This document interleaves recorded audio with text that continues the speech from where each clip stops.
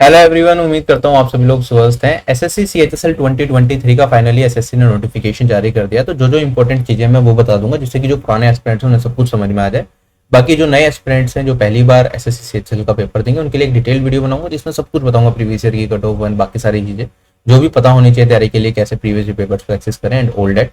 तो वो वीडियो सभी के लिए इंपॉर्टेंट रहेगी, वो आप लोग भी चाहें तो देख सकते हैं। ठीक है, बाकी इस वीडियो में जो मोटा मोटी चीजें हैं वो सारी की सारी हम चीजें डिस्कस करेंगे। सबसे पहले तो एसएससी ने बूम फोड़ दिया है, यहाँ पे कितने हैं, सिर्फ 1600 वैकेंसीज एसएससी सीएचएसएल 2023 में। और ये एक्सपेक्टेड भी थी, मैंने आपको पहले भी इस चीज के बारे में थोड़ा बताया था कि पीएएसए से ही सीएचएसएल में सबसे ज्यादा मैक्सिमम वैकेंसी रहती थी। पीए पोस्ट असिस्टेंट, शूटिंग असिस्टेंट की पोस्ट अब सीजीएल में शिफ्ट कर दी गई है, तो सीएचएसएल में वैकेंसी कम होनी ही थी। ठीक है, सीएचएसएल 2022 में फिर भी 4500 वैकेंसी आ गई थी, और उसके पीछे मेन रीजन ये भी था कि एसएससी जितने भी डिपार्टमेंट में खाली खाली वैकेंसी थी वो सारी की सारी फिल कर रहा था। राइट, तो सीजीएल में आप देखेंगे 36,000 वैकेंसी है, जो अपने आप में एक बहुत बड़ी अपॉर्चुनिटी सभी एस्पिरेंट्स के लिए बन गया है। अब फिर 2023 के अंदर 7500 समथिंग वैकेंसी है। ऐसे ही सीएचएसएल के अंदर भी पिछली बार तो फिर भी 4500 आ गई पीएस से हटने के बाद, वरना मेजर पोर्शन हमेशा पीएससी की वैकेंसी के रहता था जो 3500 के आसपास रहती थी। इस बार तो टोटल सीएचएसएल के अंदर 1600 अप्रोक्स वैकेंसी रिपोर्ट की गई है। हो सकता है ये बढ़ के आपकी थोड़ी सी बढ़े, 1800 या 2000 तक चली जाए, या थोड़ी कम भी हो सकती है। तो 15 से 2000 के बीच में ये वैकेंसीज आपकी ओवरऑल रह सकती हैं। तो सारी चीजें मोटी मोटी हम डिस्कस कर लेते हैं। और उसके बाद एक नोटिस भी काफी वायरल हो रहा है, काफी लोगों ने उसके ऊपर वीडियोज भी बना दी। ठीक है, तो मैं सारी चीजें आपसे डिस्कस कर लूंगा। ठीक है, मैं जनरली इग्नोर कर देता हूँ इस तरह की चीजें, बट काफी सारे फ्रेंड्स के मैसेज आते हैं, तो इसलिए कोई सेपरेट वीडियो तो नहीं बना रहा, इसी के अंदर हम डिस्कस कर लेंगे। ठीक है, सबसे पहले अगर मैं बात करता हूँ यहाँ पे सीएचएसएल का नोटिस आपका आज 9 तारीख का आज निकल गया है, टाइमली निकल गया, आज ही निकलना था।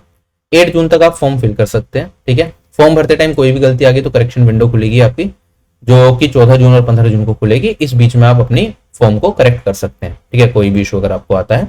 एग्जाम आपको अगस्त 2023 में होगा, एसएससी ने डेट भी डिक्लेयर कर दी थी। अगर मैं बात करता हूँ यहाँ पे सीएचएसएल के थ्रू आपकी 2-3 तरह की पोस्ट होती है।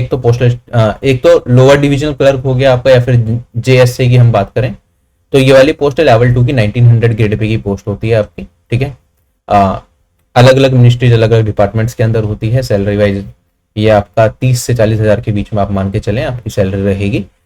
उसके बाद डेटा एंट्री ऑपरेटर की पोस्ट होती है जो कि लेवल 4 की 2400 ग्रेड पे की पोस्ट है। ठीक है, इसके अंदर आपकी 35 से 50 के बीच में अपनी सैलरी मान के चलें, डिपेंडिंग अपॉन कौन सी सिटी में है। और एक लेवल 5 की भी पोस्ट है जो कि यहाँ पे आपकी, और एक डेटा एंट्री ऑपरेटर ग्रेड ए की पोस्ट है जो कि लेवल 4 की। ठीक है, अगर मैं बात करूँ इनकी वैकेंसी बहुत कम रहती है। जनरली जो मैक्सिमम वैकेंसीज होंगी वो आपके एलडीसी या जेएससी की। जो वैकेंसीज है टेंटेटिव वो 1600 समथिंग है। जो एज देखी जाएगी आपकी वो 1 अगस्त 2023 से देखी जाएगी। तो आप 27 साल से बड़े नहीं होने चाहिए। एज लिमिट लिखी है 18 से 27 साल। ठीक है, स्टैंडर्ड एज रिलैक्सेशन भी मिलता है आपका SC ST category, OBC category, PWD सभी एस्पिरेंट्स का आप देख सकते हैं, वही है।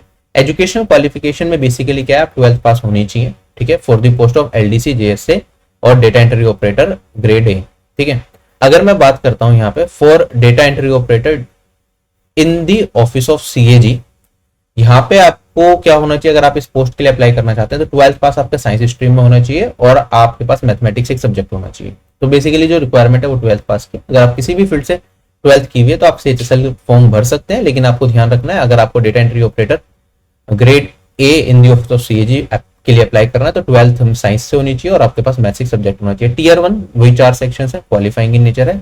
चारों सेक्शन से 25 क्वेश्चन आएंगे। टोटल हर सेक्शन 50 नंबर का होता है, 200 नंबर में से आपकी मेरिट निकाली जाती है।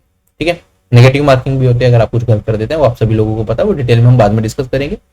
टीयर 1 क्वालिफाइंग है, टीयर 2 के बेसिस पे ही आपका फाइनल मेरिट बनेगी। तो टीयर 2 के लिए आपको अच्छे से प्रिपेयर करना होता है। सिलेबस में थोड़ा बहुत माइन्यूट सा डिफरेंस है, वो आपने अगर सीजीएल सीएचएसएल दिया तो पता है, वरना नेक्स्ट वीडियो में आपको बता दिया जाएगा। फॉर्म के जो फोटो का जो क्राइटेरिया है वो भी पिछले साल जैसा ही है। ठीक है, फोटो आपकी बिना चश्मे की होनी चाहिए। ठीक है, ब्लर वगैरह फोटो नहीं होनी चाहिए, आपका फेस पूरी तरह से क्लियर होना चाहिए। इन सब चीजों का ध्यान रखना, कैसे फोटो क्रिएट करनी है और सिग्नेचर क्रिएट करना है एसएससी में जो अपलोड हो जाए, एक्सेप्ट हो जाए, उसके लिए सेपरेट वीडियो। मोबाइल में कैसे बनानी है और लैपटॉप यूज करके इस तरह की फोटोज कैसे क्रिएट करनी है वो मैंने बता रखा है, वो आप वीडियो जरूर देख लेंगे। ठीक है, फोटो पे जरूरी नहीं है कि डेट मेंशन हो, लेकिन ये रिकमेंडेड है कि 3 महीने से ज्यादा पुरानी ना हो, ये एसएससी ने क्या रखा है। ठीक है, डेट नहीं भी लिखोगे तो आपकी फॉर्म रिजेक्ट नहीं होगा। सिग्नेचर का फॉर्मेट ये है, आप यहाँ से देख लेंगे। एसएससी का जो नोटिस था ये फेक नोटिस है मेरे हिसाब से, तो ठीक है। जनरली ऐसे नोटिस आते रहते हैं, कोई भी बच्चा एडिट करके बना देता है, तो मैं अवॉइड करता हूँ इसके ऊपर वीडियो बनाना या शेयर करना, क्योंकि एक्स्ट्रा इन्फॉर्मेशन आपके दिमाग में डालो, पहले आप डरोगे। अगर मैं बोलता भी हूँ एक ऐसा कुछ नोटिस आया, हो सकता है फेक हो या हो सकता है सही हो, उससे भी आपके दिमाग में टेंशन बढ़ जाती है, 4-5 घंटे ऐसे वेस्ट हो जाते। मेरे पास नोटिस आया, मैं बाहर शॉपिंग करने गया हुआ था, ठीक है, तो देख के मेरा भी ये हो गया कि यार कंप्यूटर की यूआर की 36 कट ऑफ, ठीक है, ये तो बहुत ही, अगर ऐसा कुछ होता है तो 70% कैंडिडेट्स ओवरऑल अगर इस तरह की कट ऑफ एसएससी रख दी, 70% एस्पिरेंट जिन्होंने टीयर 2 दिया वो फेल हो जाएंगे, ठीक है, और डिस्क्वालीफाई हो जाएंगे सीपीटी कोर्स से। तो ऐसा मेरे हिसाब से तो एसएससी नहीं रखेगा, ना ही रखना चाहिए। एक लॉजिकल बंदा अगर एसएससी में कोई है तो वो इस तरह की कट ऑफ नहीं रखेगा। एसएससी तक मेरी बात पहुंच भी रही है, ठीक है।